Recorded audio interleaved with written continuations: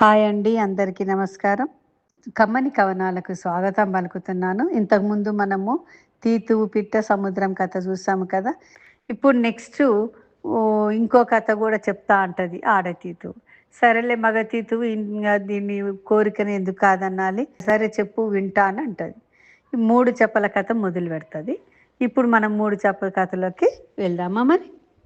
అనగనగా ఓ చెరువు. ఆ చెరువులో 3 చేపలుండేవి. హాయిగా ఆనందంగా ఉండేవి. కాలం ఒక్కలా నడవదు గదా! ఎండాకాలం వచ్చింది. ఎండలు మండిపోతున్నాయి. వర్షాలు, వానలు వచ్చే సూచనలు కనిపించడం లేదు. ఇక రోజు రోజుకి చెరువు ఎండిపోతుంది. అప్పుడు అందులో ఉన్న 3 చేపలు అనుకున్నాం కదా! 3 చేపలు, మొదటి చేప పేరు సుమతి, రెండవ చేప పేరు కాలమతి, మూడవ చేప పేరు మందమతి. అయితే సుమతి అన్నది మిగతా 2 చేపలతోటి చెరువు ఎండిపోతుంది, ఎండిపోతుంది. మనం వెంటనే మేలుకోవాలి. తొందరగా ఇక్కడి నుంచి బయటపడాలి. దూరంలో కొద్ది దూరంలో ఒక పెద్ద చెరువు ఉన్నది. ప్రస్తుతం అయితే సన్నని కాలువ పోతున్నది ఇక్కడి నుంచి. ఆ కాలువ బట్టి మనం ఆ చెరువులోకి వెళ్ళిపోదాము అని అంటది. అంటే ఇంక కాలమతి అంటది, అప్పటికప్పుడు చూసుకోవచ్చులే ఎందుకు ఇంత తొందర అని చెప్పి కొట్టి పడేస్తది. మందమతి కల్లి చూస్తే అది కూడా ఏముంది నీకంత తొందర ఎక్కువ అని చెప్పి అది కూడా అంటది. సరే ఇంక మీకైతే మంచి చెప్పినా మీరు వినలేదు. నేనైతే సురక్షిత ప్రాంతానికైతే నేను వెళ్ళిపోతా. ఇంక నాకు నాదేం తప్పు లేదని చెప్పేసి ఇంక అది అనుకొని ఒకరోజు ఉదయాన్నే ఆ సుమతి వెళ్ళిపోతుంది. ఇంక వారం 10 రోజులు గడిచేసరికి నిజంగానే చెరువు చాలా ఎండిపోతుంది. ఇక సన్నని కాలువ ఉన్నది కదా! ఆ కాలువ కూడా ఎండిపోతుంది. ఈ చేపలకి బయటపడడానికి అవకాశం కూడా లేదు. ఒకరోజు ఆహ్, చేపలు పట్టే జాలర్లు వస్తారు. బెస్తవాళ్ళు వచ్చి వల ఏస్తారు. ఏయగానే మందమతి పట్టుబడతది. ఇక మందమతి ఇక జారుదామని మెల్లగా చెరువులోకి జారిపోదామని తప్పించుకో చూస్తది. కానీ ఆ జాలరి దాన్ని గమనించి దాన్ని బండకేసి కొట్టి చంపి బుట్టలో ఏసుకుంటాడు. ఇది కాలమతి చూస్తది. ఎలాగబ్బా ఇలా నా ప్రాణాలు ఎలా కాపాడుకోవాలని చెప్పి ఆలోచిస్తది. వెంటనే అదేం చేస్తదంటే చచ్చిపడినట్టు ఉంటది. అప్పుడు వాడు దాన్ని పక్కకు తీసి పడేస్తాడు. చచ్చిపోయింది కదా అని పక్కన పెడతాడు. వీళ్ళు మొత్తం చేపలన్నీ సేకరించుకొని బుట్టలో పెట్టుకొని ఇక పోతున్నప్పుడు మెల్లగా జారి పడతదది. దాన్ని గమనించడు. ఆ జారి పడ్డా గాని చనిపోయిన చేపనే అనుకుంటాడు. అనుకుని దాన్ని వదిలేస్తాడు. ఇక బతుకు జీవుడా అని చెప్పి మెల్లగా కష్టపడి అది చెరువులోకెళ్ళి దాని ప్రాణాన్ని కాపాడుకుంటది. ఈ కథ ఎవరు చెప్పిండ్రు ఇప్పుడు? 3 చేపల కథ ఆడతీతువు, మగ తీతువు చెప్పింది. చెప్పినంక ఏమంటాడంటే ఈ మగతీతువు ఆలోచిస్తుంటది. ఏం చెప్తదా దీనికి అని. అప్పుడు ఆడతీతు అంటది, "నీకు అర్థమైందా? సుమతి తెలివి కలది కాబట్టి సురక్షిత ప్రాంతానికి వెళ్ళిపోయింది ముందుగానే. కాలమతి ఏమో ఏదో ఉపాయం చేసింది. కానీ దానికి సమయం కలిసి వచ్చి బయటపడ్డది. ఇప్పుడు మందమతి తెలివి లేనిది దేవుని మీద భారం వేసింది. దేవుని మీద భారం వేస్తే అప్పటికప్పుడు దేవుడు ఏం చేస్తాడు? దానికి కొంత తెలివన్నా ఉండాలి గదా! మనము చేసే ప్రయత్నం చెయ్యాలి. మిగతాది దేవుని మీద భారం వెయ్యాలి. ఇది ఏ ప్రయత్నం చేయకుండా దేవుని మీద భారం వేస్తే దేవుడేం చేస్తాడు? దానికి ప్రాణాలకు పోగొట్టుకున్నది. కాపాడుకోలేకపోయింది అని చెప్పి ఆడతీతు అంటది. అన్న తర్వాత ఇక మగతీతు చెప్పు ఇప్పటికైనా మనం వెళ్దామా లేదా అని చెప్పి అంటది. అంటే ఏమి లేదు నువ్వేం భయపడకు. ఇదంతా పెద్దలు మస్తు కథలు చెప్తారు ఇట్లాంటివి అని చెప్పి మగతీతు అక్కడి నుంచి ఎగిరిపోతది. అయ్యో దేవుడా అనుకుంటది. ఇక ఏముంది ఇంగా రోజులు గడుస్తున్నాయి. ఈ ఆడతీతు గుడ్లను పెట్టింది. గుడ్లు మంచిగా చూసుకొని ఆనందిస్తుంది. ఒకరోజు పున్నమి రానే వచ్చింది. పున్నమి నాడు ఆటుపోటులు ఎక్కువైపోయి ఆహ్, అలలు చాలా చెట్టంత మేరకు అలలు వచ్చి గుడ్లు కొట్టుకపోయినాయి. అప్పుడు అది బాగా ఏడుస్తుంటది. అప్పుడు మగతీతు చుట్టుపక్కల ఉన్న పక్షులన్నిటిని పిలుచుకొచ్చి సభను తీర్చి మనం గరుత్మంతుడిని వేడుకుందాము అని ప్రార్థన చేస్తాయి. గరుత్మంతుడు వస్తాడు. ఇదంతా ఆడతీతు ఏడుపు ఆగలేకపోతుంటది. ఇప్పుడు నా గుడ్లను నాకు తెచ్చి ఈ గరుత్మంతుని పిలిచినావు కదా! నాకు తెప్పి అని చెప్పి ఏడుస్తుంటది. మొత్తం మీద గరుత్మంతుడు వీళ్ళంతా కథ వింటాడు. విని జాలిపడి, "సముద్రుడా ఎక్కడ నువ్వు? ఉండు ఒక్క క్షణం అని చెప్పి మొత్తం రెక్కలు చాచి ఆకాశం కనబడకుండా సముద్రుణ్ణి ఒక్క గుక్కలో తాగేయాలి, పీల్చేయాలని చెప్పి నోరు ఓపెన్ చేస్తుంది. అప్పుడు సముద్రుడు ఇంకా విషయం తెలుసుకొని భయపడి గుడ్లతో సహా ప్రత్యక్షమవుతాడు.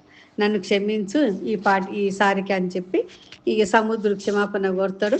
ఈ గుడ్లను మగతీతు ఇప్పిస్తాడు. ఆడతీతు గుడ్లను తీసుకొని సంతోషపడతాడు. తెలిసిందా ఎప్పుడైనా రాజుని తలుచుకుంటే ఎంతటి ప్రమాదాన్నైనా తప్పిస్తారు అని చెప్పి దమనకుడు ఇంత కథను ఎవరికి చెప్పిండు? సంజీవకుడికి చెప్పిండు. అప్పుడు సంజీవకుడు అంటాడు, దేవుణ్ణి రాజు దేవుడు అని చెప్పి నేను నమ్మను, నాకు అవసరం లేదు, నా ప్రాణాలని పోయినా సరే కానీ నా అభిమానాన్ని నేను పోగొట్టుకోను అని చెప్పి ఈ సంజీవకుడు అంటాడు. అప్పుడు దమనకుడు ఇంకో కథ చెప్తాడు. ఇంకొక చూడు, ఒక్క మాట నీకు చెప్తున్నా. ఒకరోజు కోతులన్నీ మినుగురు పురుగుల్ని నిప్పు అనుకొని చలిగాసుకుంటున్నాయి. అక్కడంగా పోతూ ఒక పక్షి ఏమి అన్నదంటే కోతులతోటి, అవి మినుగురు పురుగులు, మీరు భ్రమ పడుతున్నారు నిప్పు కనికలని, అవి నిప్పు కావు మినుగురు పురుగులు అని చెప్పి పక్షి వాటికి చెప్తుంది. నీ దాన్న నువ్వు మాకేం చెప్పొచ్చినావు అని చెప్పి కోతులు విసుక్కుంటాయి. అయినా పక్షి విడవదు. అరే నేను చెప్పేది నిజము, అవి మినుగురు పురుగులు, అవి నిప్పులు కావు అని చెప్పి మళ్ళీ అంటది. నీకెంత బలుపు, నువ్వా మాకు చెప్పే దారిన పోయేది పోక మాకు నీతులు చెప్తున్నావా అని చెప్పి ఒక్క రెప్ప పాటు నా కోతులన్నీ పక్షి మీద దాడి చేసి దాన్ని చంపేస్తాయి. అది అంటే ఇప్పుడు ఏంటిది, బలవంతులు ఎవరిక్కడ?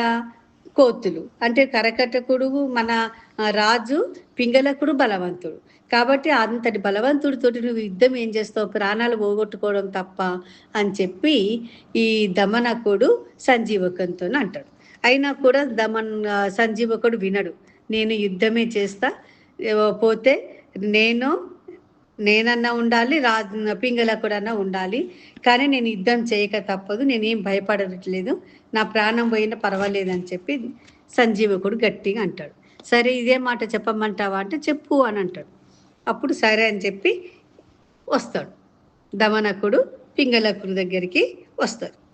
మహారాజా వింత చెప్పినా వినడం లేదు, యుద్ధానికి కయ్యం దువ్వుతున్నాడు, వినాశకాలంలో విపరీత బుద్ధులు పుడతాయని సంజీవకుడు పొగరుగా నిరూపిస్తున్నాడని చెప్పి దమనకుడు పింగళకుడితో చెప్తాడు. అవునా, అయితే రమ్మని యుద్ధానికి చూద్దాం అని చెప్పి యుద్ధానికి కంకణం కట్టుకుంటాడు. ఇక వస్తాడు సంజీవకుడు వస్తాడు. సంజీవకుడు పింగళకుడు ఒకరికొకరు తీవ్రంగా హింసించుకోవడం మొదలుపెట్టిండ్రు. సంజీవకుడు కొమ్ములతో కుమ్మితే పింగళకుడికి ఊపిరాడలే. పింగళకుడు పంజా దెబ్బకి సంజీవకుడికి సొమ్మసిల్లిపోయేంత ప్రమాదం ముంచుకొస్తుంది.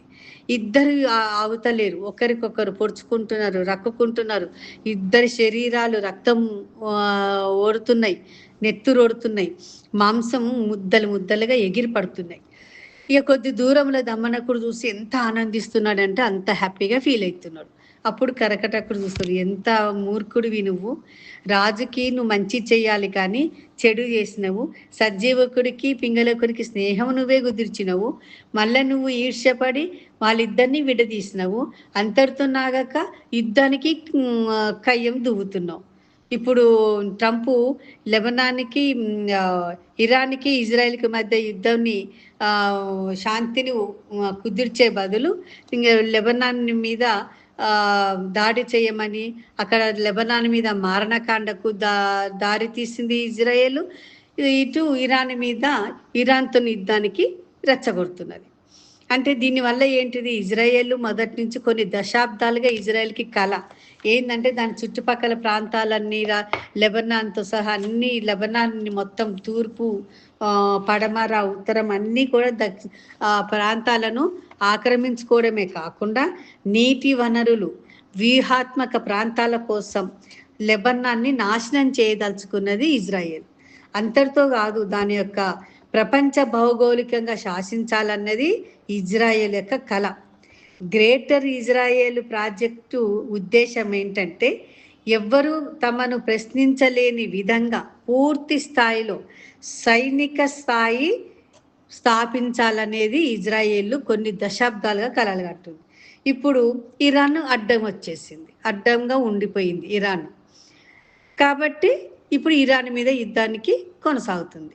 ఇప్పుడు ట్రంప్ ఏం చేస్తుండే, రెండు దేశాల మధ్య యుద్ధాన్ని అణచే బదులు ఇజ్రాయెల్కి సపోర్ట్ చేసి ఇరాన్ని రెచ్చగొడుతున్నాడు. అక్కడ లెబనాన్ మారణ హోమం జరుగుతుంది, ఇక్కడ ఇరాన్ని తోని యుద్ధానికి రెచ్చగొడుతున్నారు. దీనివల్ల ఏమైంది, ప్రపంచ దేశాలన్నిటికీ ఎఫెక్ట్ అవుతుంది, దాని యొక్క ప్రభావం పడుతుంది. ఇప్పుడు చమురు రేట్లు పెరిగి హార్మోజ్ జలసంధిపై ఇరాన్ పట్టు బిగించింది. లాస్ట్కి ఏమవుతుందో చూడాలి. అలాగే ఇప్పుడు సంజీవకుడికి పింగళకుడికి యుద్ధం జరుగుతుంది కదా, వారిద్దరి యుద్ధం వలన ఎవరికి నష్టం జరుగుతుంది, ఏమవుతుంది, అడవిలో ఉన్నటువంటి జంతువులన్నీ ఎదురు చూస్తున్నాయి.